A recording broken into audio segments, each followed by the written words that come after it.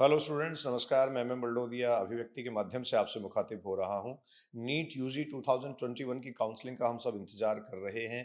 आप सबने अपना अपना कॉलेज भी शायद प्रिडिक्ट कर लिया हो और अपने सपने संजो लिए हो, लेकिन भारत की लचर व्यवस्था, इस सिस्टम की लचर व्यवस्था के कारण आपको एक बार फिर इंतजार करना पड़ेगा।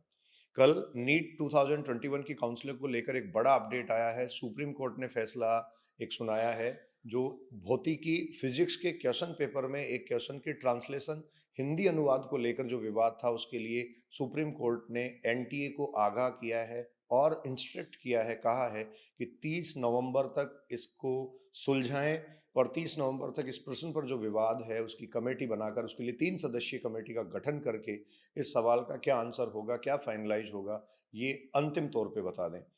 एनटीए की तरफ से और सरकार की तरफ से पेश हुए सॉलिसिटर जनरल तुषार मेहता ने भी इस बात का जवाब दिया कि जल्द ही 3 सदस्यीय कमेटी गठित की जाएगी और 30 नवंबर तक इस सवाल पर जो पेचीदगियां हैं और सवाल के ट्रांसलेशन को, उसके हिंदी अनुवाद को लेकर जो दिक्कतें हैं, उसको सॉल्व कर दिया जाएगा।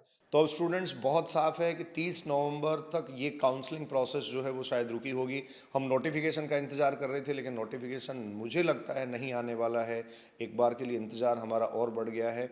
वैसे एमसीसी की साइट ने बहुत पहले जो है वो एक अपडेट डाला था काउंसलिंग के लिए। उसने ऐप को डाउनलोड करने का प्रोसेस जो है वो भी आपको बता दिया था। तो कुछ बेसिक अपडेट्स किए गए थे, लेकिन 30 नवंबर तक एक बार काउंसलिंग के प्रोसेस को, प्रक्रिया को, जहां तक मुझे लगता है रोकना पड़ेगा।